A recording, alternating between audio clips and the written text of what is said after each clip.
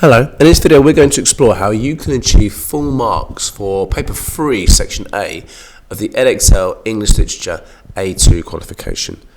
So let's have a brief reminder of the structure of the qualification itself. So there are 3 papers plus coursework. Paper 1 and paper 3 are both 2 hours and 15 minutes and are both worth 30% of your course. Paper 2 and your coursework are both 20% of the course.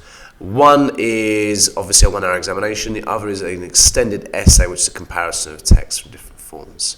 So paper 3 then, which we're focusing on now, is open book. It is 2 hours and 15 and the focus is poetry. So section A, which we're going to concentrate on, is an essay comparing a given poem with an extract provided and one other of your choice.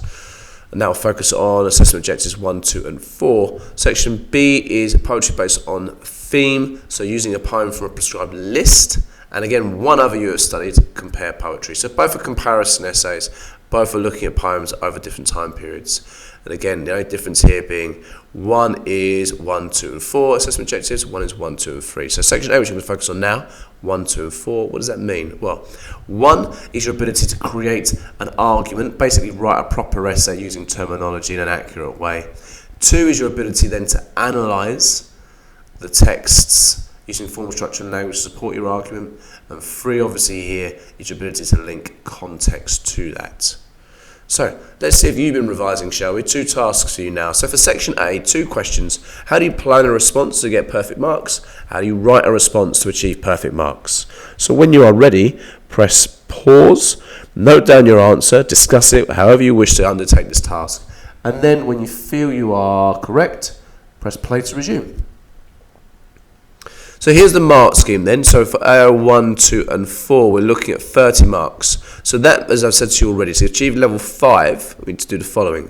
So present a sophisticated argument within your text with obviously appropriate use of references to support your ideas. You need to be evaluating how formal structure and language support your idea, making sure you're looking at the use of concepts and making sure you're linking terminology to that as well. You also need to make sure you are looking at the ways in which meaning is shaped. Again, that's IO2. And then finally, look at the connections between the text. So is there a sophisticated understanding of how you link the 2 poems? Why are they similar? How are they similar? That sort of thing. Now, planning itself.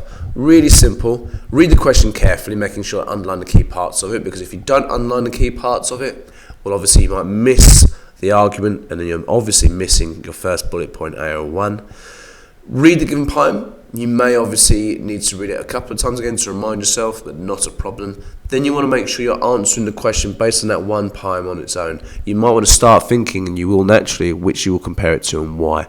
But make sure you do a thorough job of exploring how that poem represents your answer to the question, form, structure, language and connections.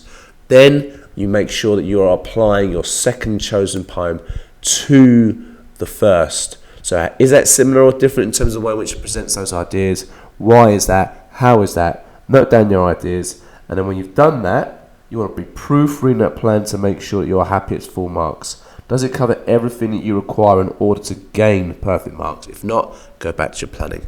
You should be spending about 10 to 15 minutes doing this. Don't rush it, but obviously you need to make sure you are able to complete a plan in a quick, efficient time, because if you're not, you're missing out obviously on exam time. So it is a skill you must practice. So here's a question we're going to be working on. Now this is not necessarily the poems that you will be studying, but it's exactly the same method. Explore the ways in which heroism is presented in The Volunteer by Herbert Asquith and one other poem. You must discuss relevant contextual factors. That's 30 marks. So how do I write the answer?